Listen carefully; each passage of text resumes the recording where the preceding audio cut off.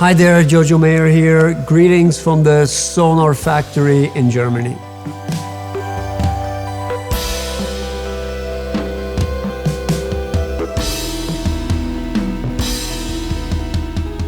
I became a SONOR endorser, I think in 1987.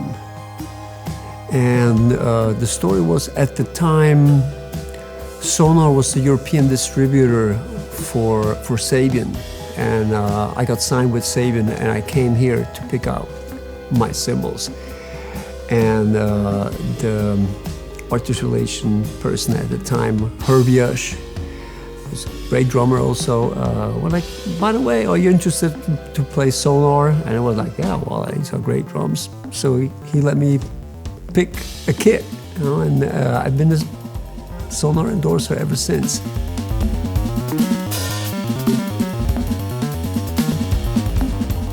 Over the years, I've been with the company so long that I actually was accompanied by a lot of different artist relation person. Like, I think I went through like 6 of them, which is very unusual, and we did international tours, and you know, we were in Japan together, you know, and these are great memories, you know, like, you know, all the people that I also met, and it becomes more of like a personal story, actually. It's not just about the drums. I was fortunate enough to actually join SONOR when the founder, Horst Link, was still here.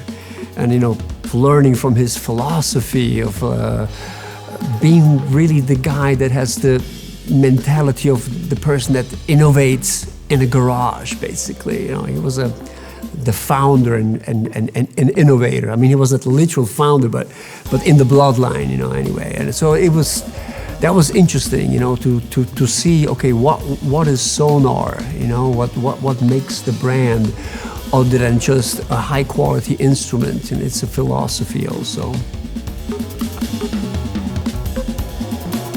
The sound of SONOR is a highly identifiable sound. You know, there's not a lot of drum brands out there where you can identify the sound. You know, it has a very particular feel of it, which is kind of like beefy but sensitive at the same time. The shell construction really allows the drum, or gives the drum, an extremely wide tuning range. Every reasonably well-built drum kit will sound good in a particular range. But the range of SONOR is really wide, so it still sounds good when I tune it really low, and when I go really high, it still sings. And that tuning range with SONOR is really unique. I think it's the mark of any great drums, but SONOR definitely provides that, so it gives me a lot of versatility.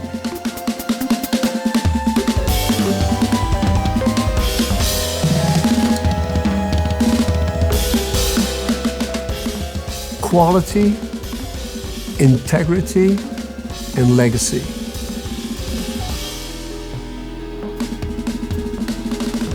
Today I've been playing a SONOR Vintage series with the brass snare. To my far left is a 13 by 5 as my main drum. The kick is a 20 by 14. The floor tom is 14 by 12, and the small rack tom is 10 by 8. This is basically the sizes that I use most of the time, like when I record, or also when I'm on the road.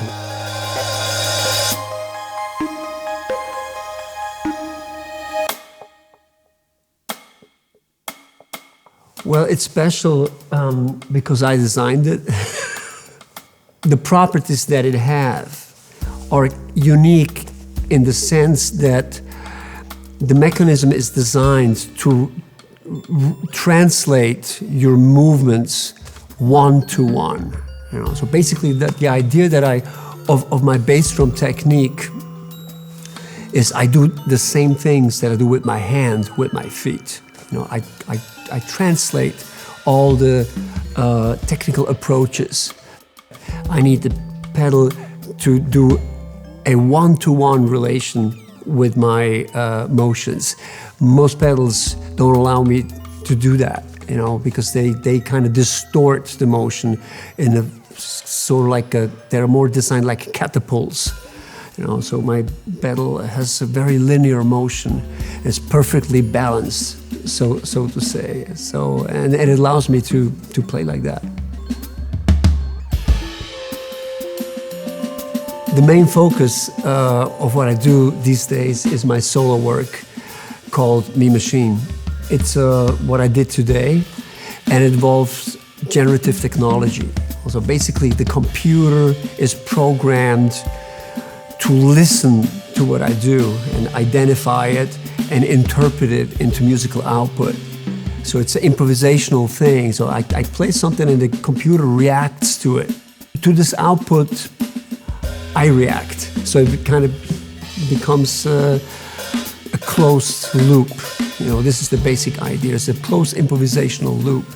And it opens a lot of doors, new doors that are new for me and I guess new for like the world, because this technology has only been available now, basically. So we have not consolidated the end of it. It's a work in progress, and it's been really exciting and really has pushed me to the limits of my artistic understanding, which is great.